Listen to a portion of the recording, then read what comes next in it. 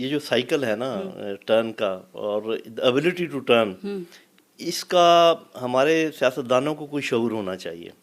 ان کو یہ پتہ ہونا چاہیے کہ جس کاندھے پہ وہ تکیہ کرتے ہیں وہ کاندھا کبھی آپ کو اتار دیتا ہے، کبھی دوسرے کو سوار کر لیتا ہے.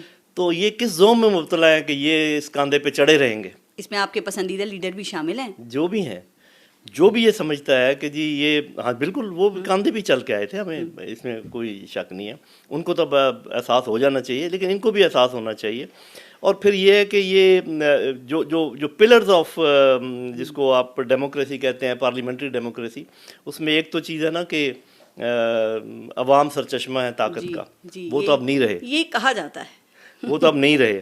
اب طاقت کا سرچشمہ پیسہ ہے، طاقت کا سرچشمہ بکا ہوا میڈیا ہے، کچھ جوڈیشری کا حصہ ہے، پولیس ہے، یہ ڈسٹرکٹ گورنمنٹ ہے، کچھ اور ڈنڈے ہیں. تو اگر طاقت کا سرچشمہ آپ نے عوام کو چھوڑ کے ان چیزوں کو مان لیا ہے تو یہ تو آپ کو کسی بھی وقت ڈنڈی کرا دیں گے. سر عوام طاقت کا سرچشمہ ویسے کب تھے لاسٹ ٹائم؟ اور میڈیا میں آپ نے بات کی، چونکہ میرا تعلق ہے تو یہاں پہ بھی اچھے برے لوگ ہیں، جیسے آپ کہتے ہیں نا سیاستدانوں میں بھی اچھے برے لوگ ہیں، تو عوام تو کبھی بھی طاقت کا سرچشمہ نہیں ہے. اس میں کوئی شک نہیں، آپ صحیح کہہ رہی ہیں. لیکن یہ کہ ایک تو ہم نے دیکھا کہ ذوالفقار علی بھٹو صاحب، وہ بے نظیر صاحبہ کا بھی ہم نے دیکھا، ایک شریف صاحبان کا بھی ایک ٹائم تھا کہ جب عوام ان کے ساتھ تھے.